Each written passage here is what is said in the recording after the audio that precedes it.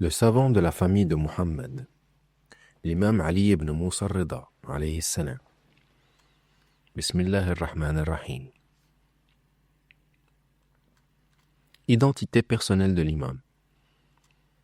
Nom. Ali ibn Musa ibn Ja'far ibn Muhammad ibn Ali ibn al-Hussein ibn Ali ibn Abi Talib. Mère. Tuktem, Najma. Âge. 55 ans. Surnom. Abul Hassan. Titre. L'imam al-Rida, le savant de la famille de Muhammad. Naissance. En 148 de l'Hégire, à Médine. Décès. Martyr empoisonné en 203 de l'Hégire. Lieu de sépulture. Mashhad, en Iran. L'imam al-Rida de sa naissance à son martyr. Au mois de Dhul-Qa'da, en l'an 148 de l'Hégire au plus tard, à Médine, naquit l'imam Ali ibn Musa al-Rida, alayhi salam. Bien qu'il ne fût pas l'aîné des nombreux fils de son père, il occupait une place particulière parmi eux, en raison de ce que son père lui avait enseigné. Il était donc souvent fait référence à ses qualités, à la nécessité de les prendre pour modèle et de se soumettre à son autorité. Après sa naissance et après avoir accompli les rites recommandés de l'adhan et de la iqama dans les oreilles droite et gauche, sa mère lui donna une étoile et dit « Prends-le, car il est le reste de Dieu le Tout-Puissant sur sa terre. » La mère de l'imam al-Rida, elle est la mère d'un enfant dont on mentionne plusieurs noms. En plus de ce qui est mentionné dans le récit précédent et dans le récit où Jabir ibn Abdullah al-Ansari mentionne les noms des imams et de leur mère sur une tablette qui se trouvait chez Fatima al-Zahra, alayhi salam, où il écrit « Abul Hassan Ali ibn Musa al-Rida ». Sa mère est une esclave nommée Najma. Elle pourrait s'appeler Tuktam, au sens figuré, c'est-à-dire qu'elle est cachée et dissimulée. Ce nom apparaît dans certains poèmes qui font l'éloge de l'imam al-Rida alayhi salam. Et il est également dit que l'imam al-Kadhim alayhi salam s'adressait à elle après qu'elle eut donné naissance à son fils al-Rida al-Tahira. La multiplicité des noms peut être due à différentes étapes de sa vie. Par exemple, avant son arrivée chez l'imam alayhi salam, elle était connue sous un certain nom, puis lorsqu'elle est arrivée chez lui, son nom a été changé en fonction de certaines de ses caractéristiques et de la manifestation de ses caractéristiques, comme mentionné dans le secret de son nom al-Tahira. Après avoir donné naissance à son fils à l'imam al-Rida, alayhi salam. Nous avons mentionné ailleurs dans la vie des infaillibles, alayhi salam, certains aspects que nous pouvons comprendre du fait que les mères des imams infaillibles, à commencer par l'imam al-Kadhim alayhi salam, jusqu'à l'imam al-Mahdi ajjalallahu faraja, étaient des concubines et des mères d'enfants. Et le lien entre cette question et la mission générale que les imams s'efforcent d'accomplir pour changer la société musulmane et la libérer des regards racistes et classistes, et des idées de supériorité arabe sur les autres nations, qu'il revienne à sa place. Texte de l'imam al-Kadhim alayhi salam sur son fils al-Rida. Parmi ses nombreux frères et sœurs, il a été élevé par son père, l'imam Musa al-Kadhim alayhi salam, qui lui a accordé une attention particulière, car il était l'héritier de son savoir et de son rôle, le tuteur après lui et celui qui prendrait la relève après son départ.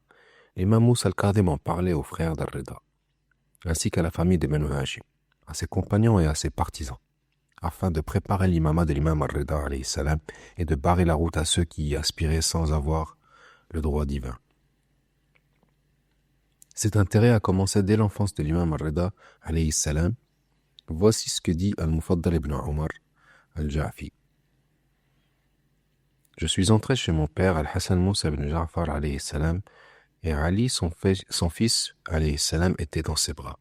Il l'embrassait, lui suçait la langue, le portait sur ses épaules, le serrait contre lui et disait « Mon père, tu es le plus agréable, le plus dur et le plus généreux. » Je lui ai répondu « Que Dieu te protège, j'éprouve pour cet enfant une affection que je n'ai éprouvée pour personne d'autre que toi. » Il m'a alors dit « Ô Mufaddal, il est pour moi ce que mon père, que la paix soit sur lui, est pour moi.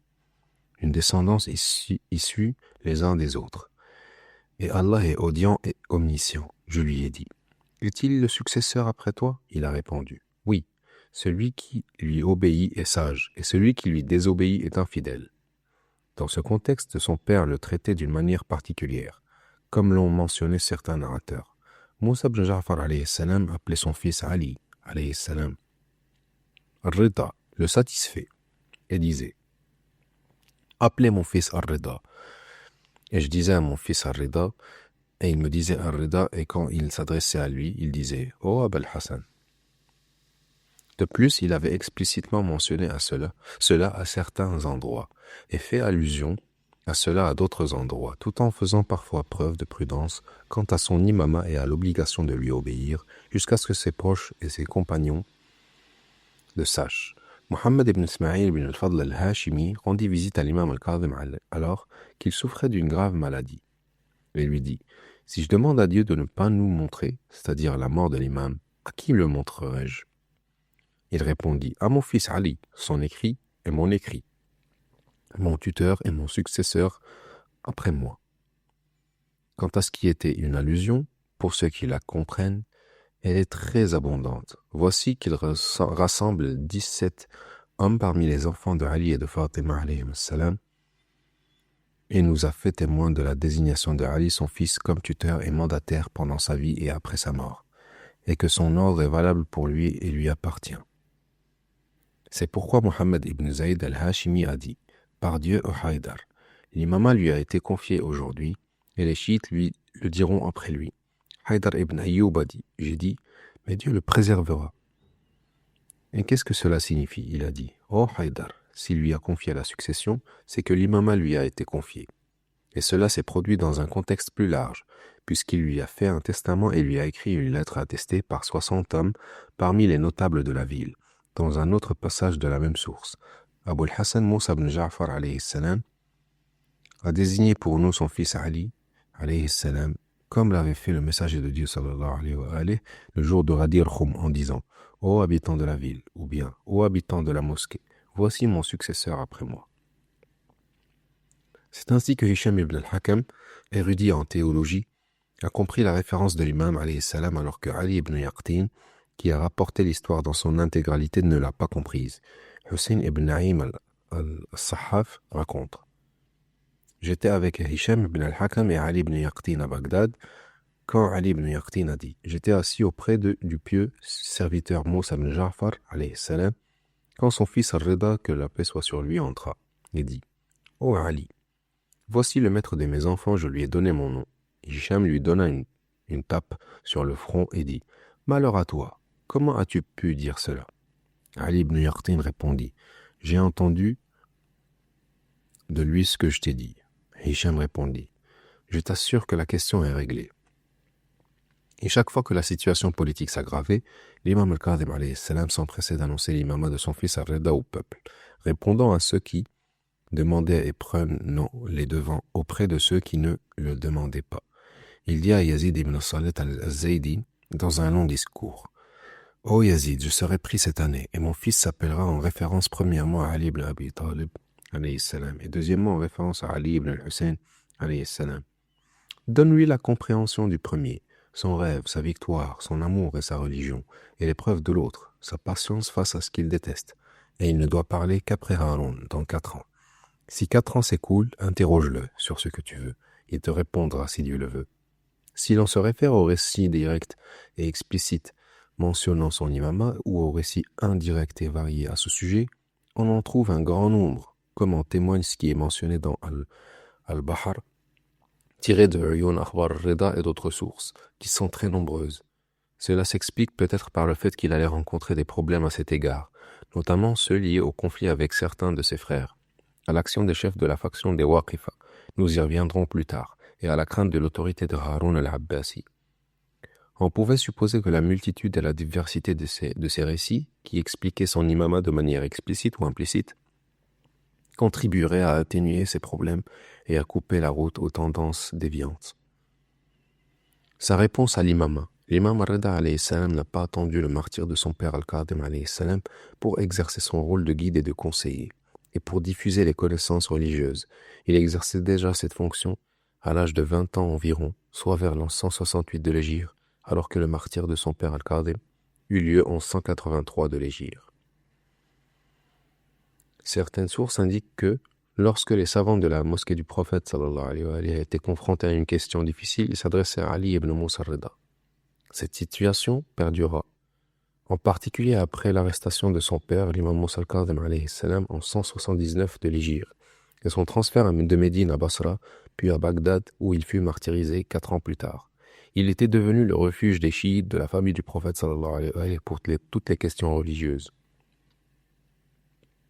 Le martyre de son père aux mains de Haroun al-Rachid al-Abbasi et son emprisonnement n'ont pas eu d'incidence sur sa capacité à assumer les fonctions de son imam religieux, même si, selon certaines sources, le chef des Barmakides aurait suggéré à Haroun de tuer l'imam al-Rida après son père Moussa al-Kadhim.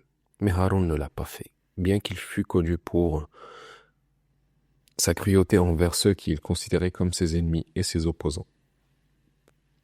Peut-être était-ce parce que tuer l'imam al-Kadhim aurait été pour lui un scandale majeur ou pour d'autres raisons encore. Dans ces circonstances, certains partisans de l'imam alayhi salam s'étonnèrent qu'il ait accepté l'imama alors que l'épée de Haroun était encore couverte de sang. L'imam alayhi salam leur répondit qu'il était protégé par Dieu et qu'il le protégeait. Et il cita les paroles du messager de Dieu sallallahu alayhi wa sallam. Muhammad ibn Sinan dit: J'ai dit à Abul Hassan al-Rida alayhi salam à l'époque de Haroun, tu t'es rendu célèbre par cette affaire et tu t'es assis au conseil de ton père alors que l'épée de Haroun dégoulinait de sang. Il répondit: Ce qui m'a encouragé à le faire, c'est ce qu'a dit le messager de Dieu sallallahu alayhi wa sallam. Si Abu Jahl m'arrache un cheveu de la tête, attestez que je ne suis pas un prophète. Et je vous dis, si Haroun m'arrache un cheveu de la tête, attestez que je ne suis pas un imam. L'un des premiers à lui prêter serment d'allégeance dans la maison des Kadhimites fut le frère de l'imam Ahmad ibn Moussa.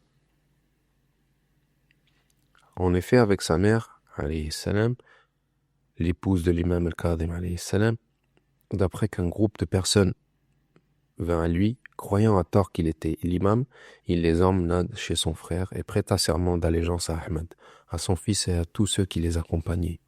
Ali ibn Moussa al-Rida comme imam. Il ne fait aucun doute que cette position de sa part était importante. Surtout compte tenu de la convoitise de certains frères d'Al-Rida alayhi salam qui le disputaient et le contredisaient, malgré le testament de son père, Al-Kadhim alayhi salam, qui lui avait confié en exclusivité la gestion des affaires matérielles de ses épouses et de ses filles, ainsi que le pouvoir de marier celles des filles de l'imam Al-Kadhim qui n'étaient pas encore mariées, s'il le jugeait bon. Les jours de l'imam Ali ibn Moussa al-Rida à Médine se déroulèrent dans le calme, loin des conflits politiques et des vendettas qui faisaient rage à Bagdad, où les Barmakides buvaient dans la même coupe qu'ils avaient fait boire aux autres. Mais le cercle s'est renfermé sur eux 4 ans après le martyre de l'imam al-Kadhim alayhi salam. Ils ont subi cette catastrophe en 187 de l'Hégire qui a frappé petits et grands, hommes et femmes, jusqu'à ce qu'ils aient besoin de ceux qui avaient besoin d'eux et qu'ils ne pouvaient plus attendre. Peut-être le fait que Haroun a été occupé auparavant à éliminer les mouvements qui s'opposaient à lui à plusieurs endroits, puis à liquider les Barmakides, l'a empêché de s'en prendre à l'imam Rida alayhi salam. L'imam, que la paix soit sur lui, a ainsi pu diffuser une grande partie des connaissances des Ahlul Bayt alayhi salam, au point d'être considéré comme le héros du renouveau scientifique de la doctrine des Ahlul Bayt dans sa 3e phase.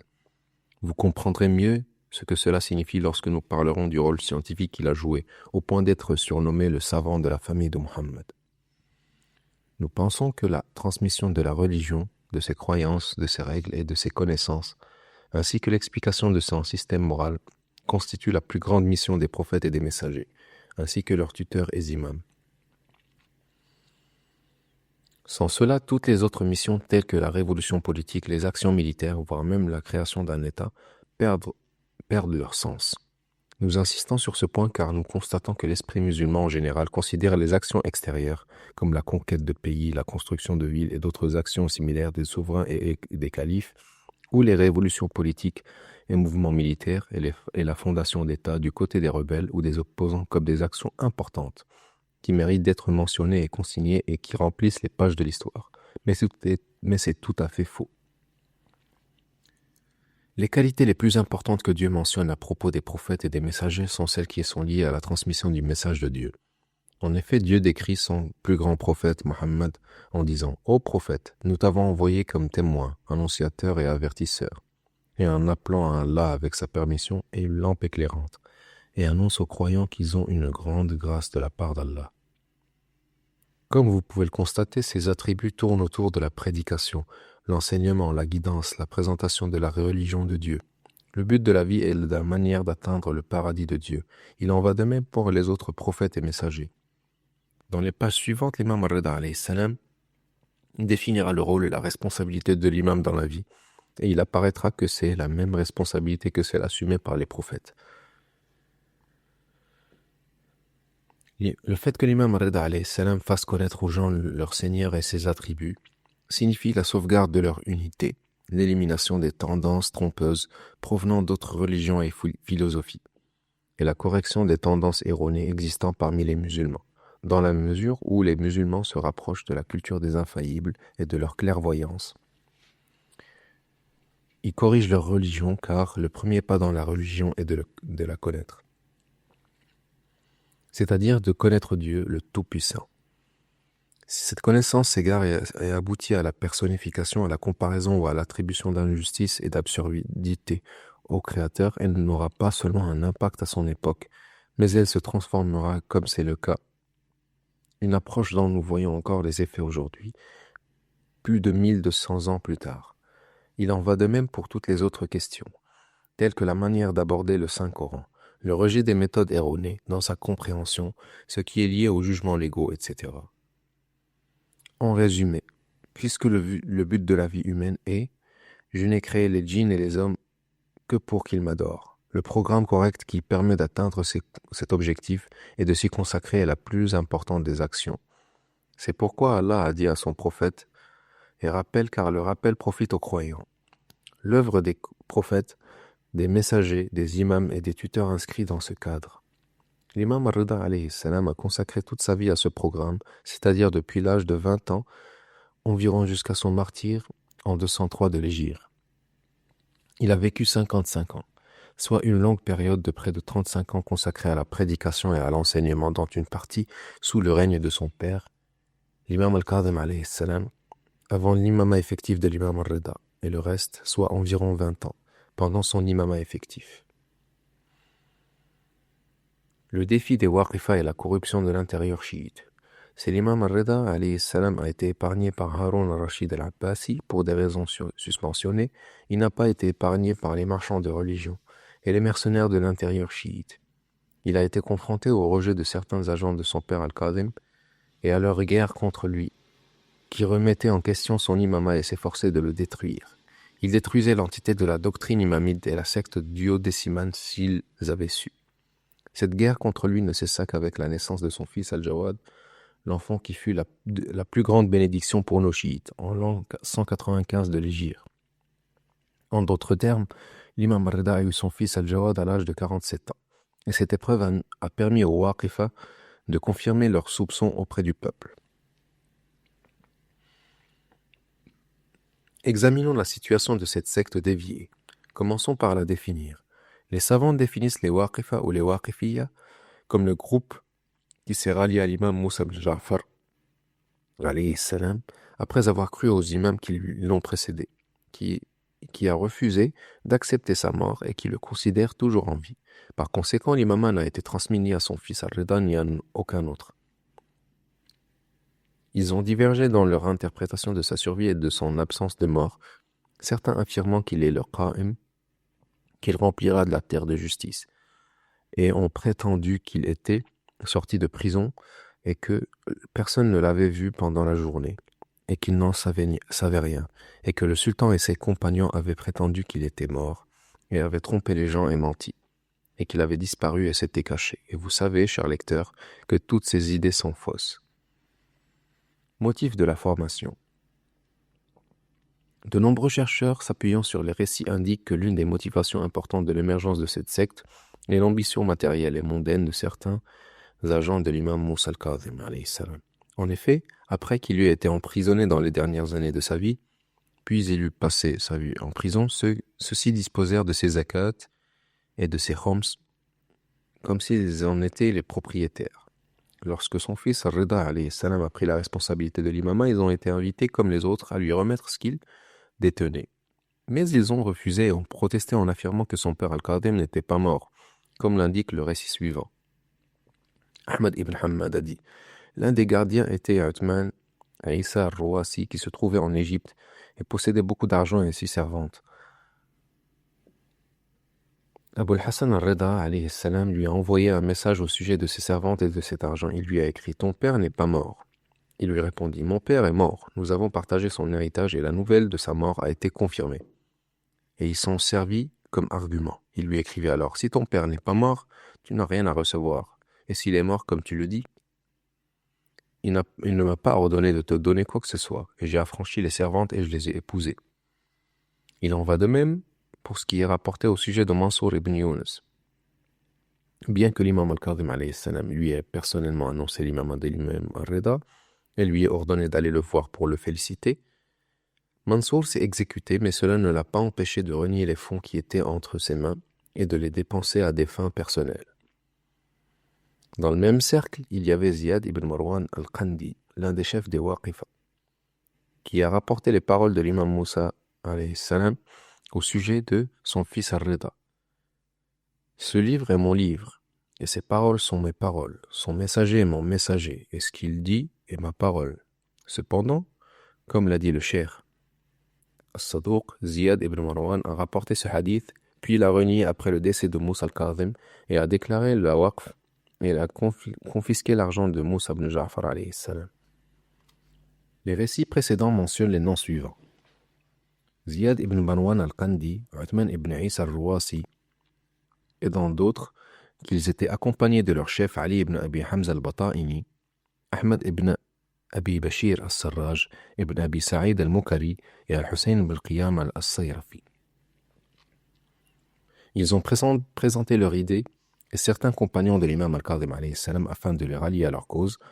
Yunus ibn Abd al-Rahman a rapporté que Abu Ibrahim alayhi salam est mort et tous ses partisans possèdent beaucoup d'argent, ce qui les a poussés à nier sa mort par cupidité.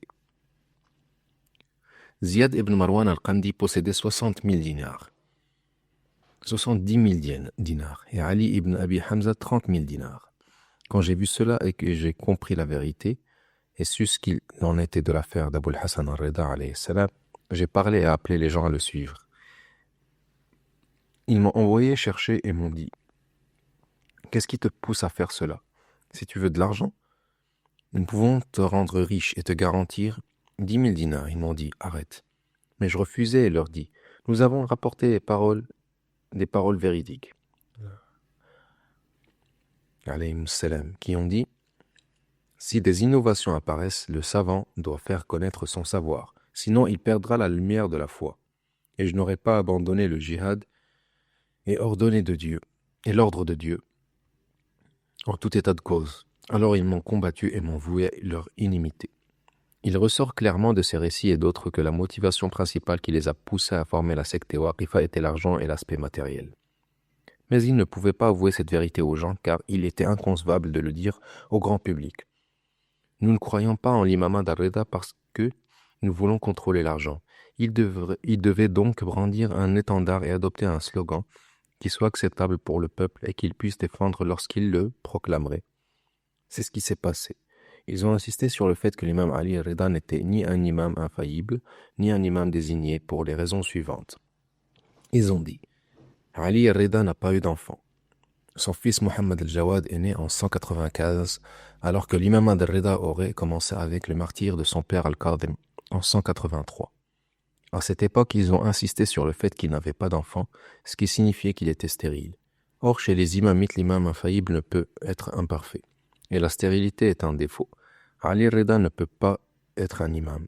Cette suspicion aurait dû prendre fin avec la naissance de l'imam al-Jawad. Mais ils ont réussi pendant 12 ans à semer le doute. Certains d'entre eux étaient virulents dans leur remise en question et leur opposition à la ligne de l'imama, comme Hussein ibn Ayama. Abdurrahman ibn Abi Najran et Safwan ibn Yahya ont rapporté. Al-Hussein ibn Qiyama, qui était l'un des chefs des Waqifa, nous a demandé de lui demander la permission de voir Al-Rida alayhi salam. Nous l'avons fait, et lorsqu'il s'est présenté devant lui, celui-ci lui a demandé « Es-tu l'imam » Il a répondu « Oui ». Il a dit « Je témoigne devant Dieu que tu n'es pas l'imam ». Il dit alors il se prosterna longuement, la tête baissée, puis il leva la tête vers lui et lui dit « Comment sais-tu que je ne suis pas l'imam » Il lui dit, nous avons rapporté de l'imam Abu Abdullah, que la paix soit sur lui, que l'imam ne peut être stérile. Or tu as atteint l'âge mûr et tu n'as pas d'enfant.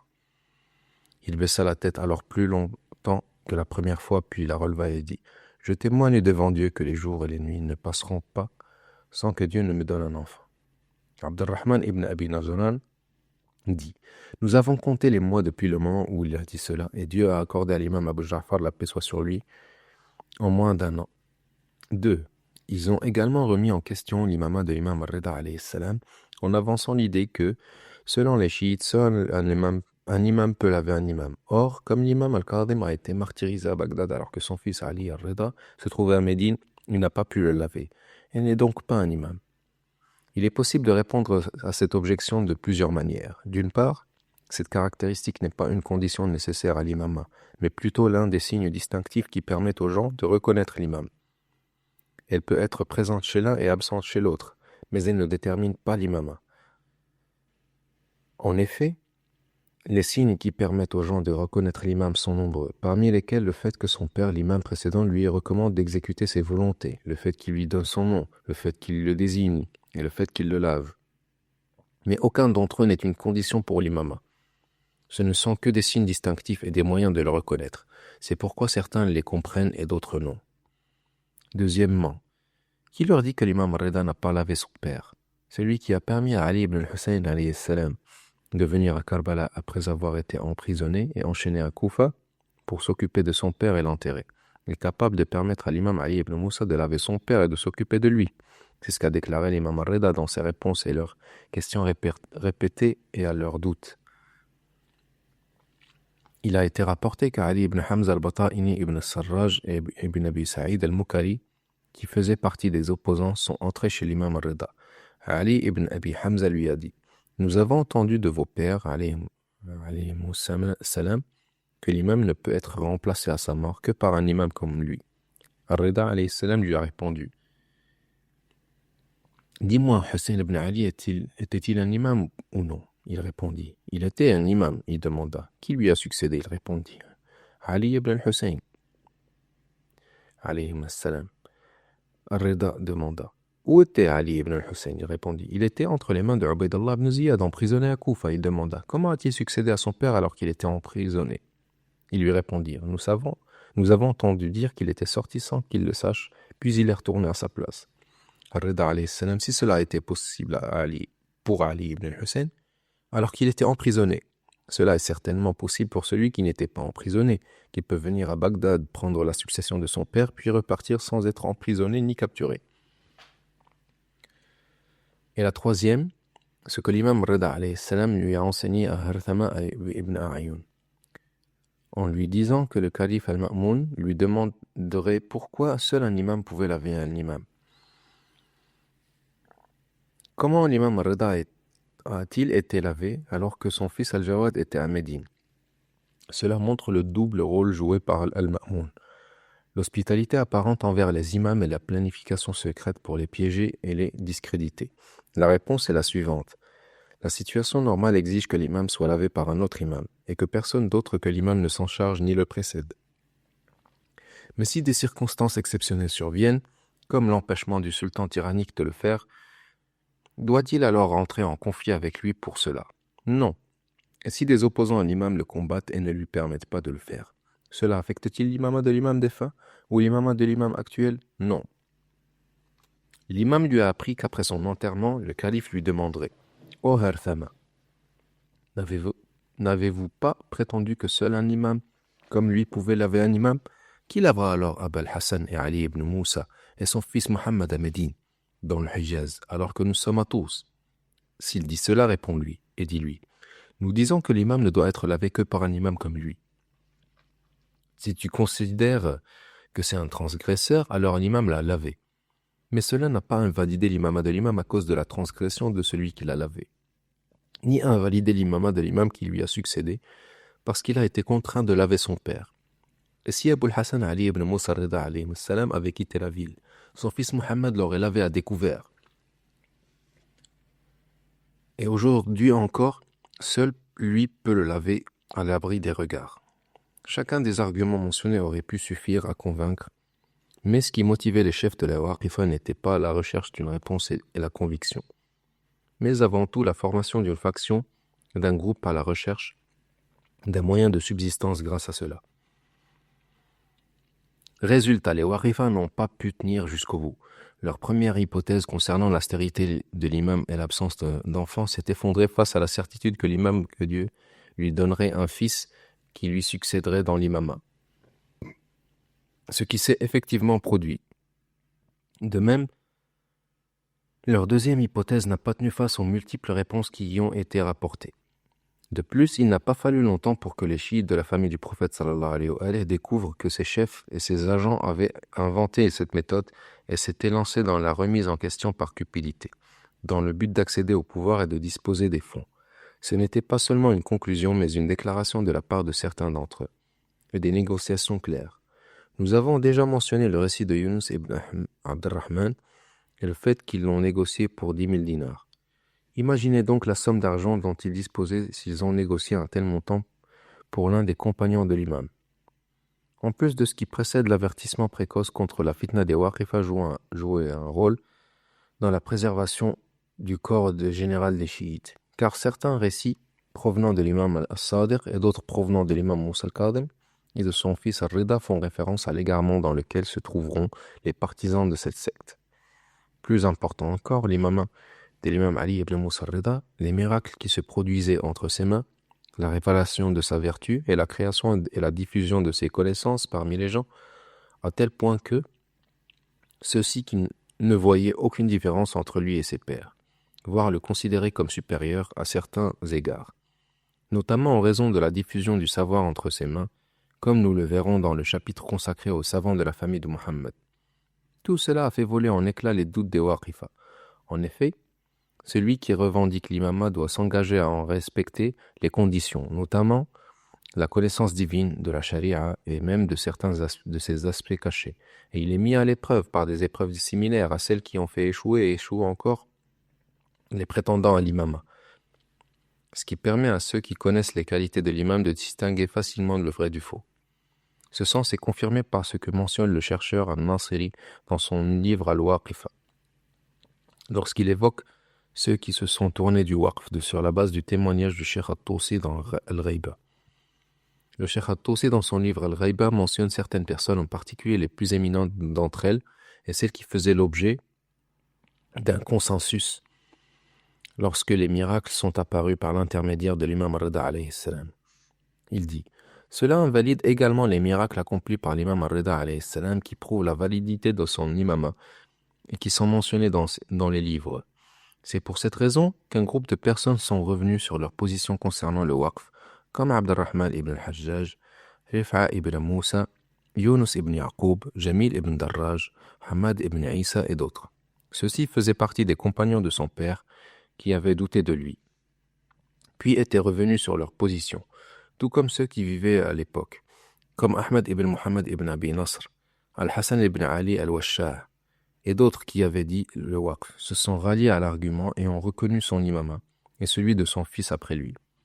Voyage à Basra et à Koufa. Afin d'asseoir la position de l'imama et de couper la route aux sceptiques, parmi les Waqifa et leurs semblables, il a été rapporté que l'imam Ar-Rida alayhi salam a voyagé à l'époque de Haroun al-Abbasi après le décès de son père Moussa ibn Ja'far à Basra et à Koufa, où il a rencontré les savants et débattu avec certains chefs religieux. Dans toutes ces rencontres, il a eu le dessus et a apporté les épreuves les plus évidentes. C'est ce qui a été rapporté par Muhammad ibn al-Fadl al-Hashimi qui a dit: lorsque l'imam Moussa ibn Ja'far alayhi salam est décédé, je suis venu à Médine, j'ai rendu visite à l'imam Rida alayhi salam, je lui ai présenté mes respects et lui ai remis ce que j'avais avec moi. Puis je lui ai dit: je vais me rendre à Basra et je sais que les gens sont en désaccord et que Moussa al-Kadhim alayhi salam leur a annoncé mon arrivée. Je ne doute pas qu'ils me demanderont des preuves de l'imama. Pourriez-vous m'en donner quelques-unes? Ar-Rida alayhi salam répondit: cela ne m'échappe pas. Informe nos proches à Basra et ailleurs que je viens les voir. Et il n'y a de puissance qu'en Dieu. Puis il me donna tout ce qui appartenait au prophète alayhi salatu wassalam, chez les imams, sa cape, son bâton, son arme et autres. Dans cette histoire, l'imam alayhi salam se présenta à eux à Basra à la date qu'il avait fixée. Et lorsqu'ils voulurent se disperser, il leur dit « Vous ne vous dispersez pas, car je vous ai réunis pour que vous me demandiez tout ce que vous voulez savoir sur les traces de la prophétie et les signes de l'imama que vous ne trouverez que chez nous, Ahlul Bayt. Allez-y, posez vos questions. » Amr ibn Hattab a pris la parole et dit « Mohammed ibn al-Fadl al-Hashimi a rapporté à ton sujet des choses que les cœurs ne peuvent accepter. » Rida alayhi salam demanda « Quelles sont-elles » Il répondit « Il nous a dit que tu connais tout ce que Dieu a révélé et que tu connais toutes les langues. » Rida alayhi salam répondit « Mohammed ibn al-Fadl a dit vrai, je lui ai dit cela, alors venez poser vos questions. » Il dit « Nous allons d'abord vous tester sur les langues. Voici un Romain, un Indien, un Persan et un Turc. Nous les avons fait venir. » Il dit alayhi salam qu'ils parlent ce qu'ils veulent. Chacun d'entre eux lui posa une question dans sa langue et il leur répondit dans leur langue, ce qui étonna et émerveilla les gens, qui reconnurent tous qu'ils s'exprimaient mieux qu'eux dans leur langue. Puis vint le tour des chefs de l'église chrétienne présents, à qui l'imam lut certains passages de l'évangile contenant des déclarations sur le prophète Mohammed sallallahu alayhi wa alayhi.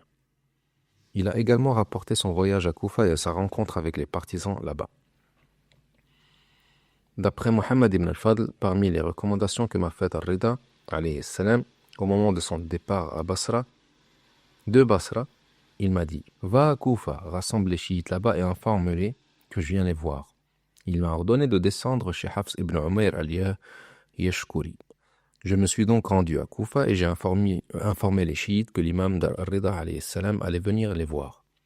Un jour, alors que j'étais chez Nasr ibn Muzahim, Salam, le serviteur de l'imam Ar-Rida alayhi salam, passa près de moi et je sus que l'imam Ar-Rida alayhi salam était arrivé. Je me précipitai chez Hafs ibn Amr et le trouvai chez lui. Je le saluai et il me dit « Prépare-moi de la nourriture pour les chiites. » Je lui répondis « J'ai tout préparé et tout est prêt. » Il dit « Loué soit Dieu pour ton succès. » Nous avons rassemblé les chiites et lorsqu'ils eurent mangé, il dit « Ô Mohammed, regarde qui sont les orateurs et les savants de Koufa et fais-les venir. » Nous les avons fait venir et l'imam Ar-Rida alayhi salam leur dit « Je veux vous donner une part de moi-même comme je l'ai fait pour les gens de Basra. Et Dieu m'a fait connaître tous les livres qu'il a révélés. »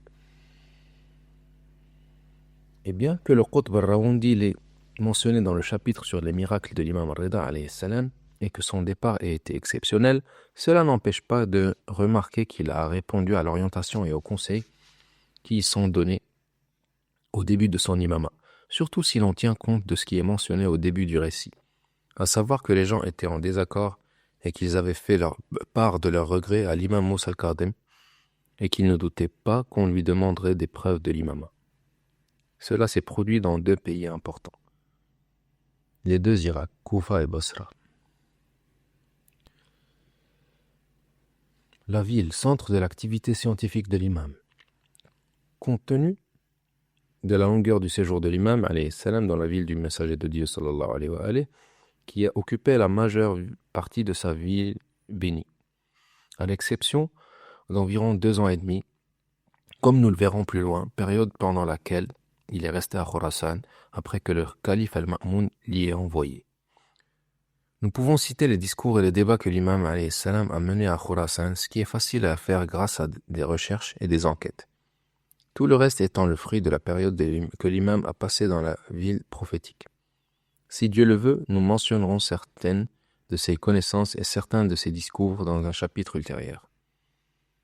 Mais la remarque importante que nous soulignons ici est que l'histoire ne mentionne pas que l'imam Rida alayhi salam ait acquis son savoir auprès de quelqu'un d'autre que son père, Moussa ibn Ja'far alayhi salam.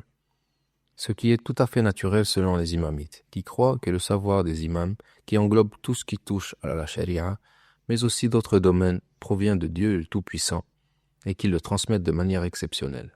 C'est pourquoi l'histoire ne rapporte aucune information, même mensongère, selon laquelle l'un des imams aurait été interrogé sur une question et aurait répondu qu'il ne la connaissait pas ou ne l'avait pas étudiée. Au contraire, il répondait aux différentes questions des gens dans divers domaines du savoir, dont certaines étaient des questions provocantes et des tentatives d'embarras. Mais ni leurs rivaux ni leurs ennemis n'ont réussi à poser une question à laquelle les imams n'aient pas pu répondre. Oui, c'est une question embarrassante et incompréhensible pour ceux qui ne sont pas imamites parmi les différentes sectes musulmanes, car ils ne peuvent l'expliquer. Comment peuvent-ils expliquer que l'imam Rida ait mémorisé l'évangile dans une langue autre que l'arabe? Comment peuvent-ils expliquer la réponse de l'imam à certaines questions dans la langue de l'interlocuteur étranger? Comment peuvent-ils expliquer que l'imam Sadr alayhi salam ait enseigné la chimie à Jabir ibn Hayyan al-Koufi par exemple, ou qu'il ait répondu aux questions d'Hisham ibn al-Hakam sur la philosophie? Quand l'imam Rida a-t-il eu l'occasion de faire cela, alors qu'il donnait des fatwas aux gens à l'âge d'environ 25 ans, 20 ans? Quant à son fils Al-Jawad et ses petits-fils Al-Hadi Al-Askari, leur cas est encore plus étonnant lorsqu'ils ont abordé les connaissances religieuses et les sciences divines alors qu'ils n'avaient pas encore atteint l'âge de la puberté. Tout cela malgré leur affirmation et leur preuve que la connaissance véritable leur appartient à eux seuls. Son arrivée au Khorasan et à la province de Lahad. Bien que la période pendant laquelle l'imam a été nommé par l'Abbaside al-Ma'moun ait été très courte, elle a fait l'objet d'une grande attention de la part des historiens, au point que celui qui examine l'histoire pourrait presque croire que le rôle principal de l'imam Rida dans sa vie a été celui du prince héritier al-Ma'moun.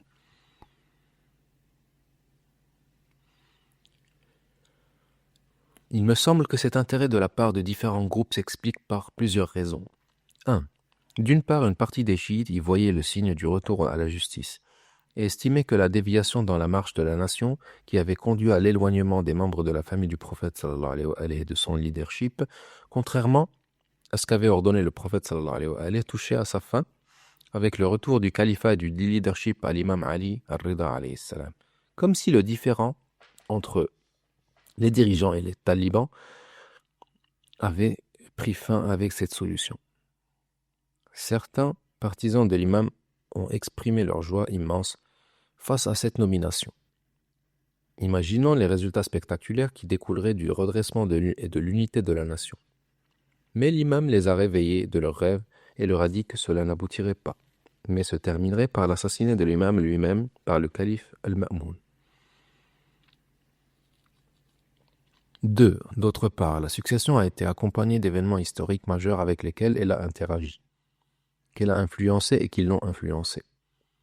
La succession elle-même était un événement exceptionnel, car après le règne du commandant des croyants, Ali alayhi salam et son martyr en l'an 40 de l'Hégire, aucun membre de la famille du prophète n'a interféré avec les dirigeants, Omeyyades ou Abbasides, à ce niveau, de manière à occuper une position considérée dans la coutume politique comme la deuxième après celle du calife.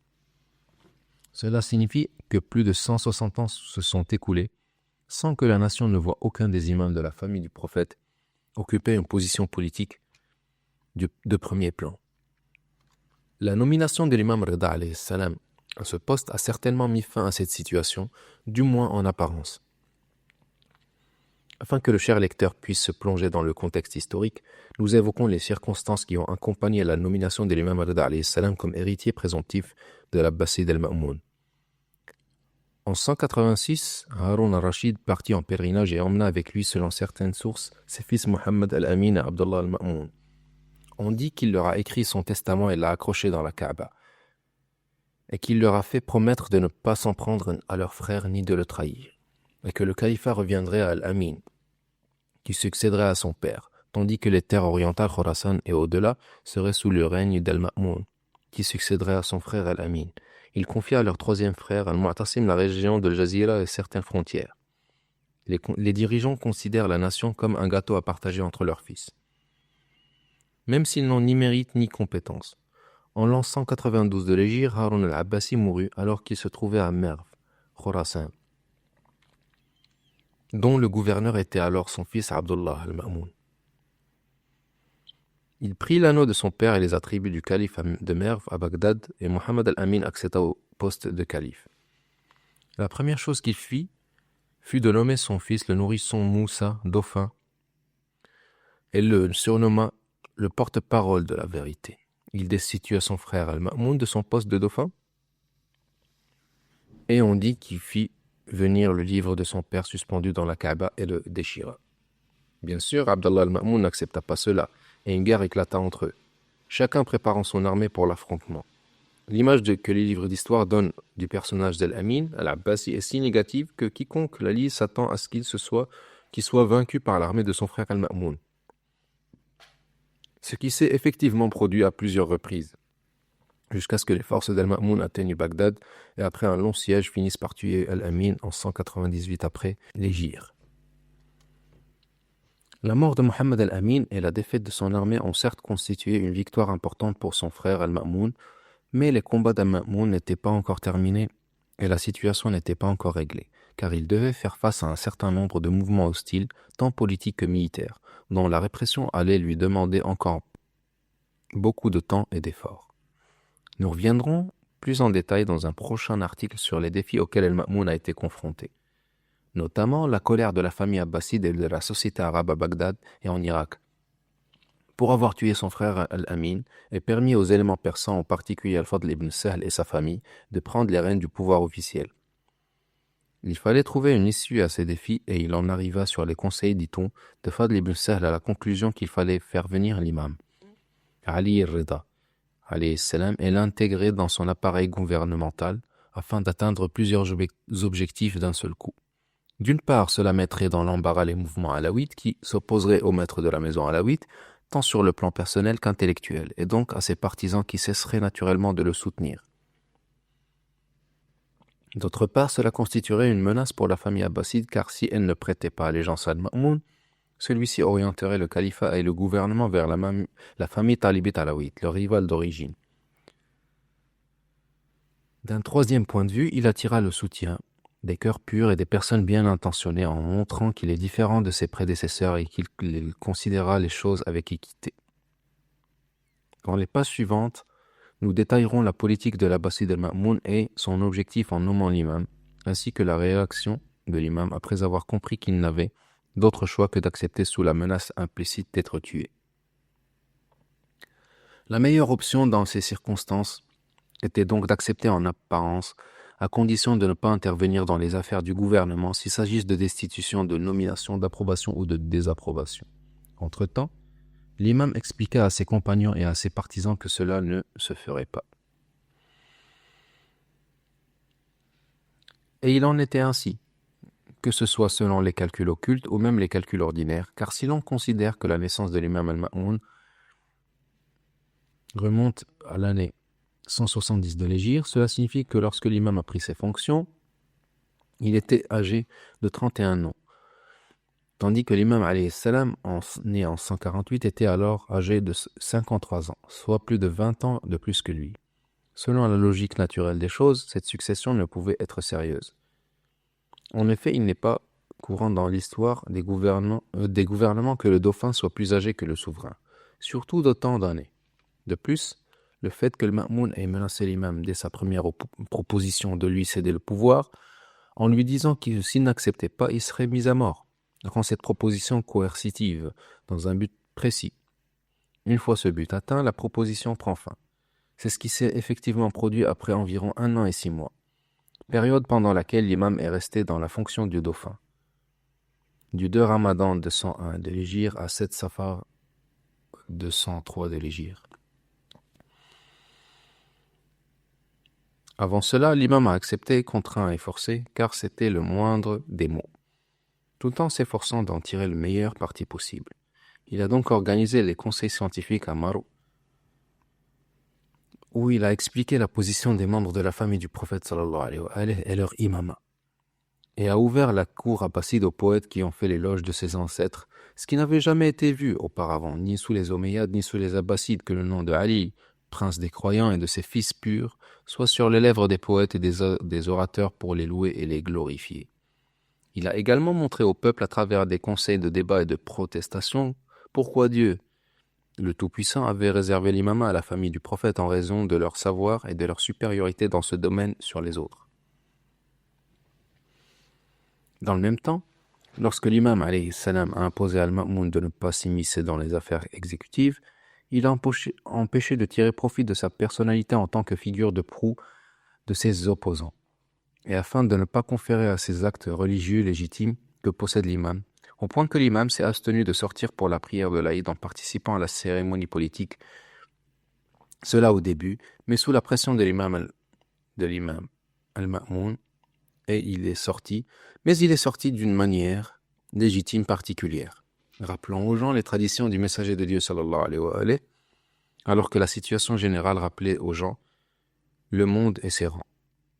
C'est pourquoi certains collaborateurs de Al-Ma'moun ont estimé que l'arrivée de l'imam à la mosquée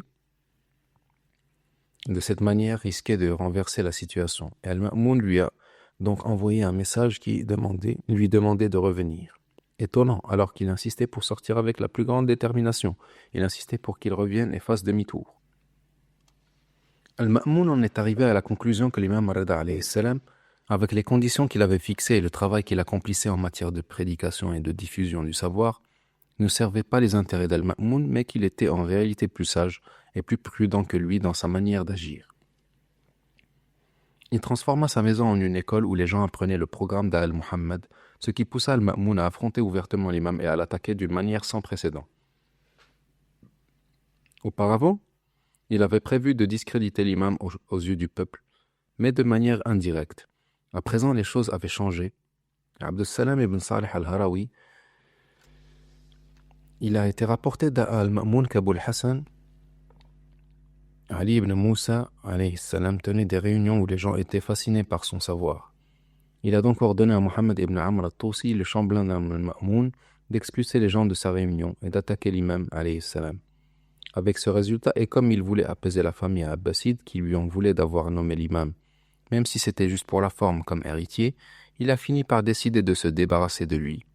Et le moyen le plus simple était de l'empoisonner, comme c'était l'usage dans le califat abbasside, comme on l'a déjà dit.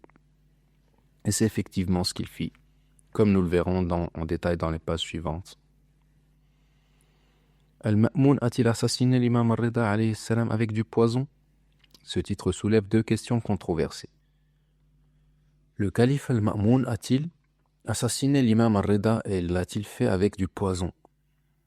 Avant d'aborder la recherche historique et de présenter les preuves indiquant qu'il l'a assassiné avec du poison, nous présentons deux prémices. Premièrement, de nombreux dirigeants en arrivent à un stade où ils imaginent que la sécurité du pays et la préservation de leurs sujets, voire la protection de l'islam et le maintien de ses rites, sont liés à leur existence. C'est-à-dire que leur existence signifie la survie du pays, la sécurité des sujets et la pérennité de la religion. Et que s'ils venaient à être détrônés de quelque manière que ce soit, des catastrophes se produiraient. C'est pourquoi ils n'hésitent pas, pour préserver les choses, à lever des armées et à mener des batailles afin de ne pas être détrônés et de ne pas voir se réaliser les dangers que nous avons mentionnés. C'est comme si Dieu les avait choisis dans le monde de l'invisible pour préserver toutes les choses et leur avait revêtu cette chemise présidentielle qu'ils ne peuvent ni enlever ni laisser d'autres leur enlever. Oui, certains d'entre eux ont peut-être été sincères avec eux-mêmes, ce qui est rare et occasionnel, et ont considéré que le roi était stérile et ne connaissait ni la maternité, ni la filiation, ni même la religion. Mais seulement la présidence, le fait de donner des ordres et de jouir des plaisirs que la présidence et la succession leur procuraient.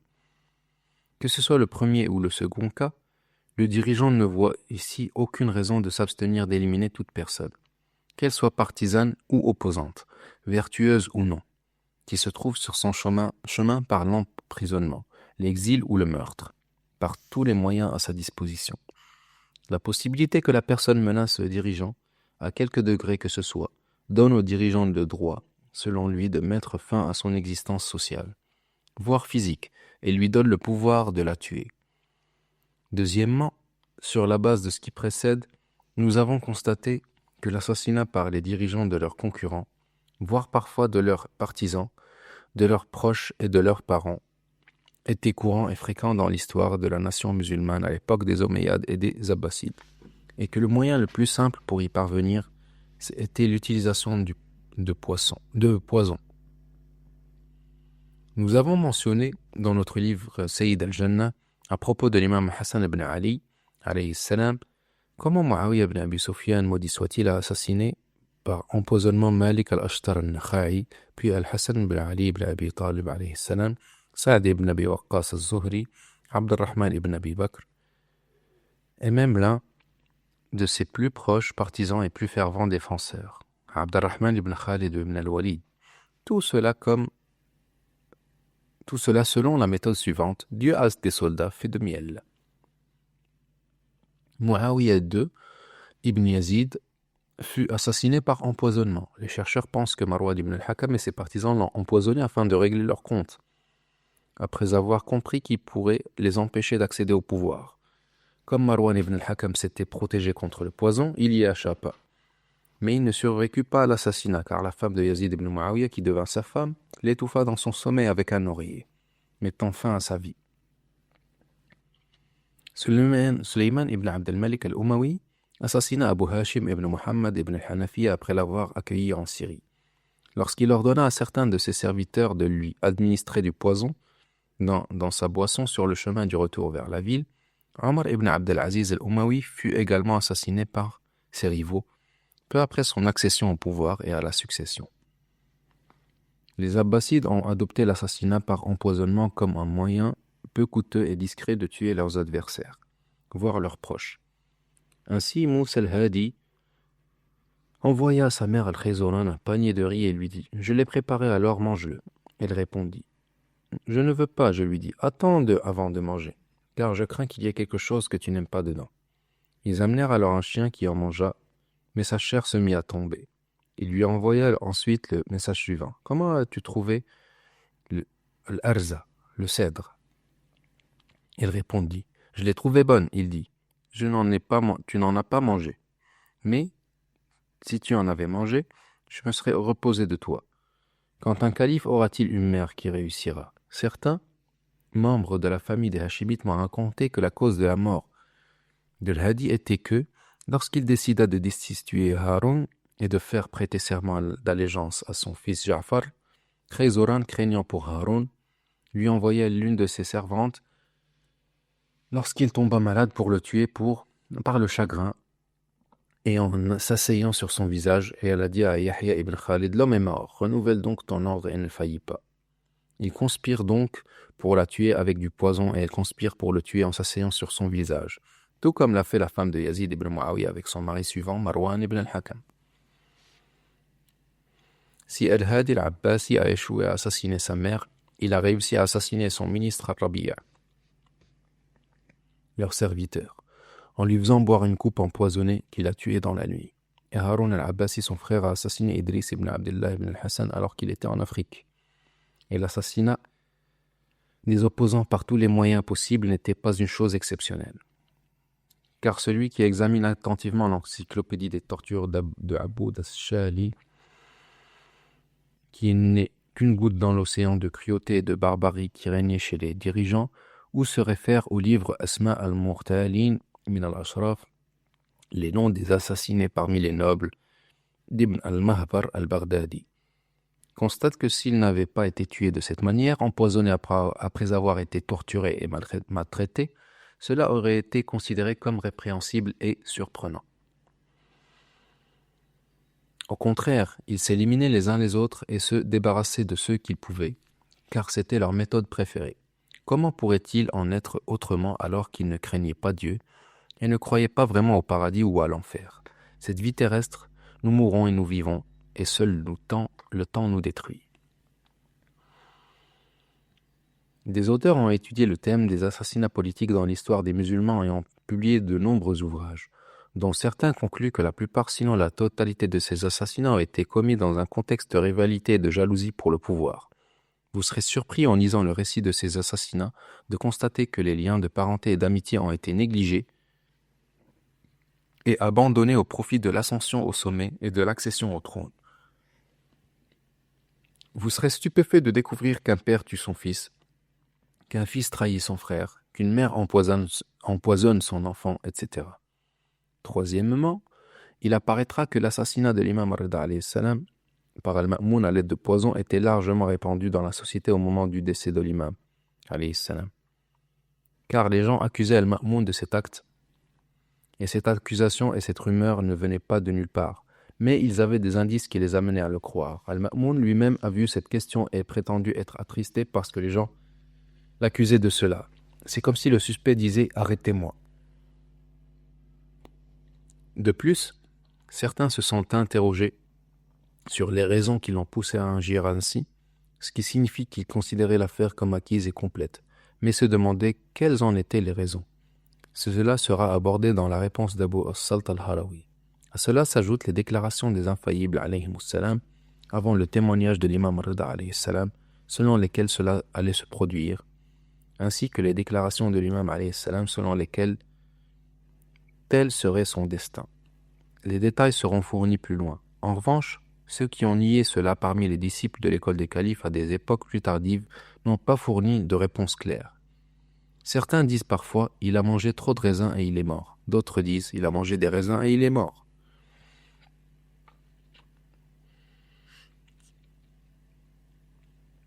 Les détails de la question sont les suivants. 1. Selon les imamites, leurs imams savent par le testament du messager de Dieu sallallahu alayhi wa alayhi, que Dieu lui en n'ait fait part, que leur engagement à protéger la religion de Dieu et à transmettre sa loi aura un prix. Ils seront maltraités de leur vivant par les ennemis du message et finiront par perdre la vie, assassinés ou tués. Ils ont été contraints d'accepter cela, mais ils l'ont fait de leur plein gré, en toute sérénité, et se sont engagés à supporter cela, y compris la mort, en disant «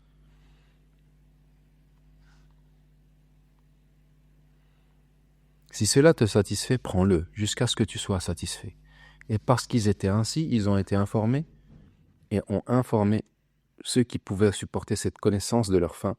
L'émir des croyants Ali alayhi salam lui a dit « Un homme de ma famille sera tué injustement par empoisonnement à Khurasan. Il portera mon nom et celui de son père, Ibn Imran Moussa, que la paix soit sur lui. Quiconque lui rendra visite dans son exil, Dieu le Tout-Puissant lui pardonnera ses péchés passés. » Et selon un hadith rapporté par Ja'far ibn Muhammad, que la paix soit sur lui, il aurait dit à un homme de Tours: il sortira de sa lignée, c'est-à-dire Moussa ben Ja'far, alayhi salam, un homme qui sera agréable à Dieu, le Tout-Puissant, dans son ciel et à ses serviteurs sur sa terre, et qui sera tué injustement par empoisonnement dans votre pays.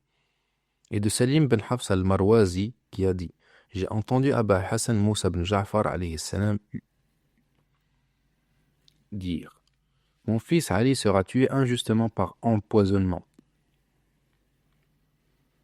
Et de Ali ibn Hassan ibn Ali ibn al-Fadl, d'après son père: j'ai entendu Abul Hassan Ali ibn Musa Rida alayhi salam dire: je suis destiné à être tué, empoisonné et enterré dans une terre étrangère. Je le sais par un engagement qui m'a été transmis par mon père de la part de son père, de ses ancêtres et du messager de Dieu. Sallallahu alayhi wa alayhi. Et d'Al-Hassan ibn al-Jahm, un jour j'assistais à l'audience d'Al-Ma'moun où se trouvait Ali ibn Musa Rida alayhi salam. Les juristes et les théologiens des différentes écoles s'étaient rassemblés et l'un d'eux lui posa des questions. Il relate les questions et les réponses de l'imam alayhi salam et rapporte le récit jusqu'à ce qu'Al-Ma'moun dise: que Dieu ne me laisse pas après toi, ô Abul Hassan. Par Dieu, la science juste ne se trouve que chez Ahlul Bayt, et auprès de toi s'achèvent les sciences de tes ancêtres. Qu'Allah te récompense pour l'islam et ses gens. Al-Hassan ibn Jahm dit: lorsque Rida alayhi salam se leva, je le suivis, il rentra chez lui. J'entrai chez lui et lui dis: ô fils du messager de Dieu, louange à Dieu qui a donné à la sage opinion de l'émir des croyants alayhi salam ce qui, à mon avis, l'a poussé à t'honorer ainsi et à accepter ta parole. L'imam répondit: ô Ibn al-Jahm, ne te laisse pas tromper par l'honneur et écoute que tu m'as vu recevoir. Il me tuera par le poison et il sera injuste envers moi. Je le sais par un serment qui m'a été transmis par de mes pères de la part du messager de Dieu sallallahu alayhi wa alayhi. Garde ceci secret tant que je suis vivant. Al-Hassan ibn Jahm rapporte: je n'en parlerai à personne jusqu'à ce que Al-Rida décède à tous, tué par le poison. Il ressort par la multiplicité des narrateurs relatant de l'imam Rida le récit de son empoisonnement et par la pluralité des textes que l'imam alayhi salam tenait à affirmer ce fait sous diverses formes. Ainsi dit-il à Abu Salt, Abd Salam ibn Salih al-Harawi: par Dieu, nul d'entre nous n'est autre que tué ou au martyre. On lui demanda « Qui te tuera, ô fils du messager de Dieu ?» Il répondit « Le pire des hommes de mon époque. Il me tuera par le poison, puis il m'enterrera dans une maison abandonnée et dans un pays étranger. » Il dit aussi à Harthama ibn Ayun, quand son départ de ce monde approchait, « Ô Harthama, voici l'heure de mon départ vers Dieu et de ma réunion avec mon grand-père et mes ancêtres, alayhimus salam. Le décret s'est accompli et ce tyran a résolu de me donner le poison dans un raisin et de la grenade découpée. » Ces récits et bien d'autres émanant des infaillibles dont certains sont antérieurs à l'événement, comme chez l'émir des croyants alayhi salam et chez les imams as-Sadiq et al-Qadim alayhi salatu wassalam, et d'autres provenant de l'imam al-Rida annoncent avec franchise et clarté l'assassinat, son auteur et le moyen employé. 2. Il y a également des témoignages de contemporains de l'imam alayhi salam, qu'ils aient été ses compagnons ou non, qui considéraient l'affaire comme acquise et ne nécessitant pas de preuves supplémentaires.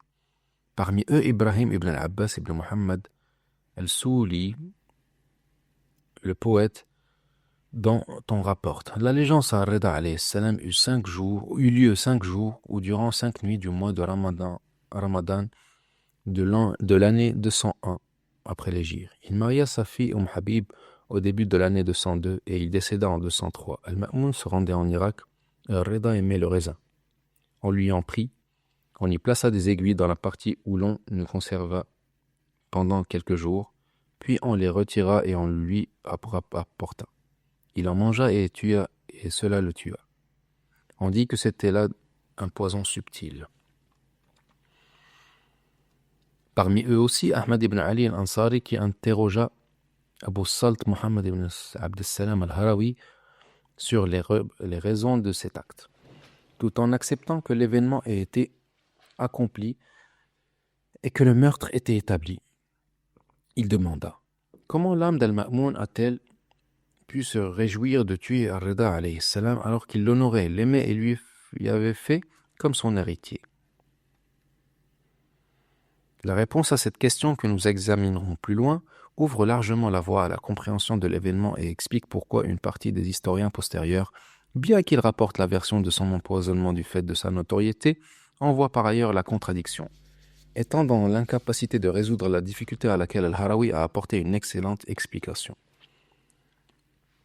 3. Parmi ces indices figure aussi la conscience d'Al-Ma'moun lui-même, que le public le considérait comme celui qui avait tué l'imam al-Rida parce que beaucoup connaissaient les circonstances et les raisons qui auraient pu pousser Al-Ma'moun à commettre cet acte. Comme le signale Abu Salt al-Harawi, ces personnes, par leur vécu de ces circonstances, pouvaient reconnaître tout ou partie des motifs quant à la nature de la relation et au moment de l'assassinat, survenu à une époque où la présence d'Al-Rida comme héritier était devenue un fardeau pour Al-Ma'moun en raison du refus de la famille abbasside.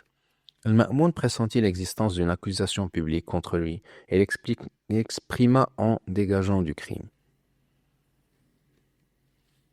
Il est rapporté qu'il alla visiter l'imam al-Rida alayhi salam après qu'on lui ait administré le poison. Il se tint auprès d'Al-Rida qui avait repris conscience et dit « Seigneur, par Dieu, je ne sais laquelle des deux calamités est la plus grande pour moi, ta perte et ma perte en te perdant, ou l'accusation du peuple selon laquelle je t'ai empoisonné et tué. » L'imam leva alors les paupières vers lui et puis dit « Comporte-toi bien envers Abu Ja'far. » Al-Jawad. Car ta vie et la sienne sont ainsi, en joignant ces deux index pour signifier qu'elles sont liées. Lorsque vint cette nuit-là, il mourut après qu'une partie de la nuit se fut écoulée.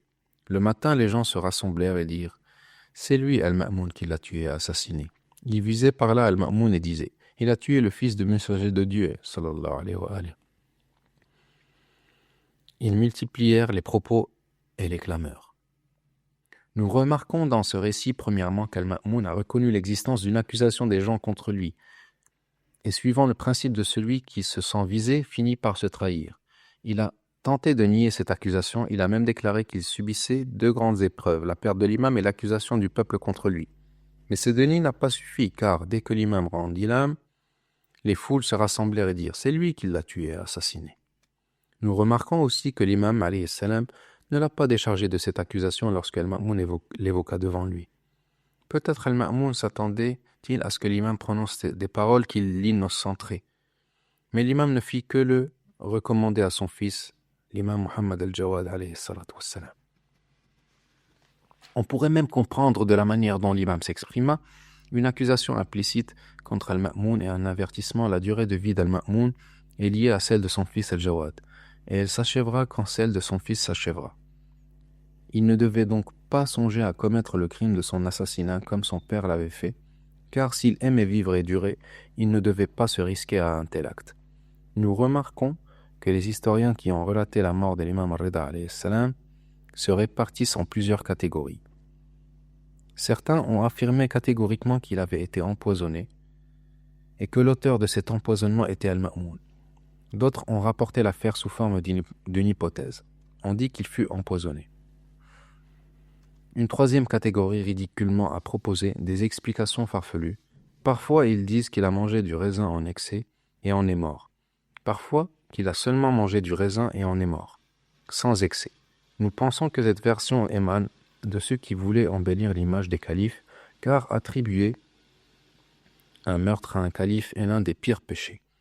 Il leur paraissait donc préférable d'accuser le raisin, maudit soit-il, plutôt que le calife. Et pire encore, certains allaient jusqu'à accuser l'imam lui-même, en disant qu'il s'était tué en mangeant trop. Ils ont oublié ou feint d'oublier qui fut le premier à rédiger un traité médical et sanitaire sur la préservation du corps contre les maladies, où il insistait sur la modération dans la nourriture et la boisson, comme cela a été évoqué dans la fameuse Épître d'or. Quant au deuxième groupe d'historiens, il n'a pas su répondre à une question à laquelle Abu Salt al-Harawi avait apporté une réponse. Comment pouvait-il l'empoisonner alors qu'il avait honoré l'imam, l'avait désigné comme héritier et lui avait donné sa fille en mariage? Comment concilier ces faits avec l'idée qu'il l'ait empoisonné? Comment comprendre qu'il manifestait publiquement l'éminence de l'imam et son savoir, au-dessus même des Abbasides et des autres, puis l'aurait fait assassiner? Mais en méditant sur la réponse d'Abu Salt, l'affaire devient claire. Peut-être même que certains grands savants de l'imamisme ont hésité à attribuer l'assassinat à Al-Ma'moun pour cette même raison, comme nous le signalerons plus tard, si Dieu le veut. Voici quelques exemples tirés des livres d'histoire. Parmi ceux qui affirment clairement qu'il fut assassiné, on trouve Zahir ad-Din al-Bayhaqi, mort en 565 après l'Hégire.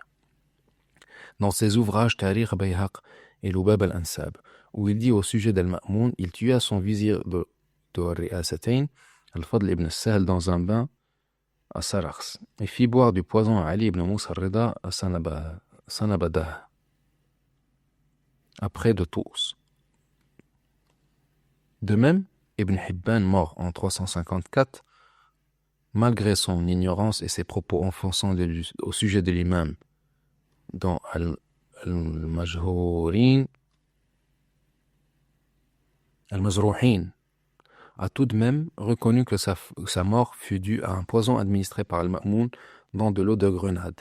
Il écrit: Ali ibn Musa al-Rida mourut à Tous un samedi à la fin de l'an 203 de l'Hégire. Il fut empoisonné par de l'eau de grenade et ce fut Al-Ma'moun qui lui en fit boire. Ibn al-Jawzi, dans Al-Muntazam, comme l'a rapporté son petit-fils, dit: quand ils virent que le calife a passé aux descendants de Ali ibn Abi Talib, alayhi salam, ils firent boire du poison à Ali ibn Musa al-Rida et il mourut dans un village près de Tous. Quant aux hésitants, ils ont rapporté le récit en termes de on dit et l'on mêlé à d'autres explications visant à absoudre le calife. Al-Muqaddasi, mort en 355, écrit dans Al-Badwa wa-Tarikh: lorsque Al-Ma'moun arriva à Sarakhs, il fit tuer Al-Fadl ibn Sahl dans un bain, et Ali ibn Musa al-Rida mourut à Tous et fut enterré près de la tombe de Haroun. On diverge sur la cause de sa mort. Certains disent qu'il fut empoisonné, d'autres qu'il mangea du raisin et en mourut. Ibn Hazm, mort en 456, malgré son erreur en attribuant la filiation de l'imam Ja'far ibn Muhammad, écrit: Ali ibn Ja'far ibn Muhammad ibn Ali ibn Abi Talib Al-Ma'moun lui confia sa succession et il mourut avant lui. On dit qu'il l'empoisonna, on le surnommait Ar-Rida. Sebt ibn al-Jawzi rapporte que du poison lui fut présenté, mais il en douta. Or, dans les sujets historiques, la règle est de donner priorité aux témoignages transmis plutôt qu'à l'opinion personnelle non appuyée par une chaîne fiable. Dans Mir'at al-Zaman, il écrit « Nous avons mentionné qu'Al-Ma'moun l'avait fait venir, qu'il marcha avec lui depuis Marou vers l'Irak. Lorsqu'ils arrivèrent à Tous, il tomba malade plusieurs jours et le départ d'Al-Ma'moun fut retardé à cause de cela.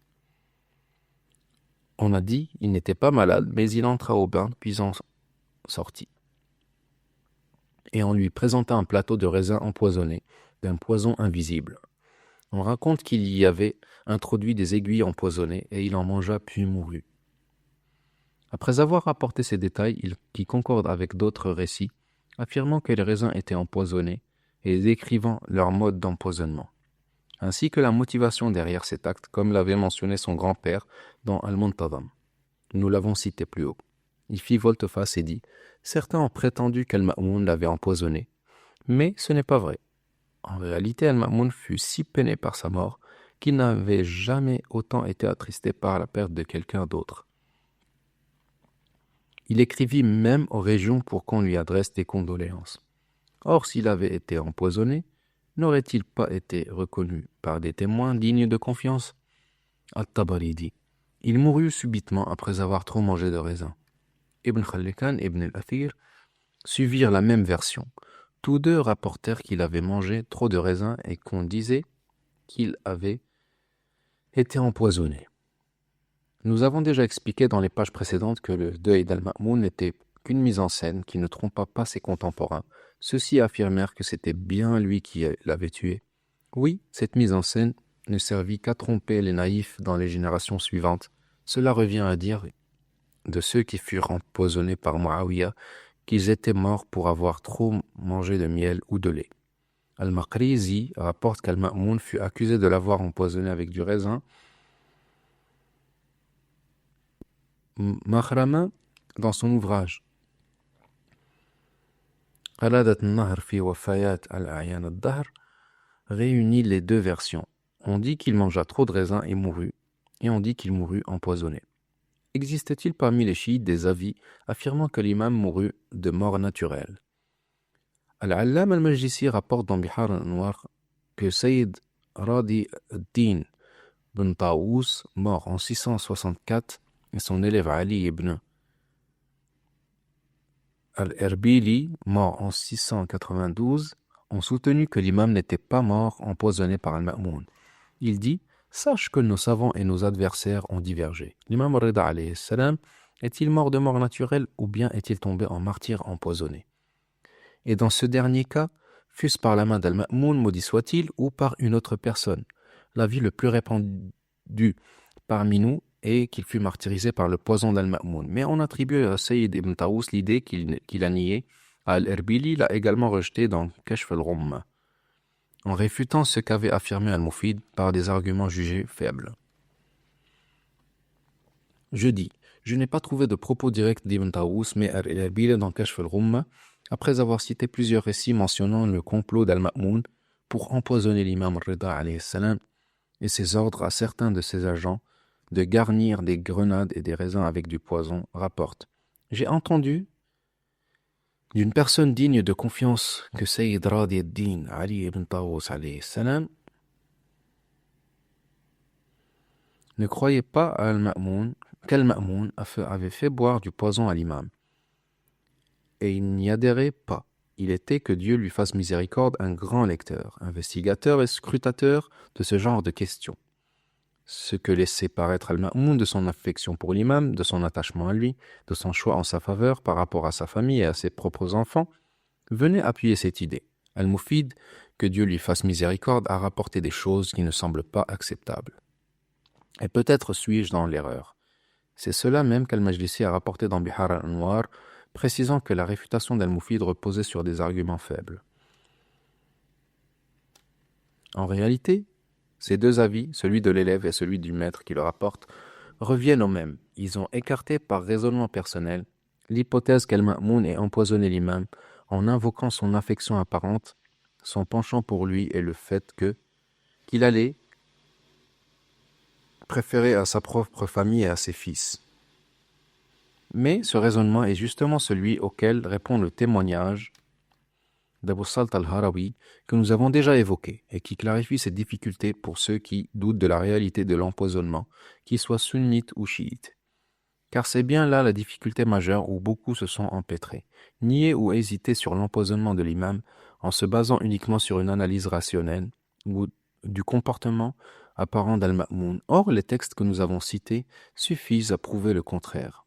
Les annonces faites par les imams infaillibles bien avant l'événement, par l'imam Ali alayhi salam, un siècle et demi avant, puis par l'imam Ja'far al-Sadiq et son fils Moussa al-Kadhim alayhi salam, les paroles mêmes de l'imam al-Rida annonçant son martyre par empoisonnement de la main d'Al-Ma'moun, les témoignages de ses contemporains, de ses compagnons et transmetteurs, ainsi que les aveux implicites d'Al-Ma'moun et la conviction répandue parmi le peuple à l'époque. Enfin, certains historiens ont rapporté l'affaire de façon catégorique, d'autres comme une probabilité. Fin du livre.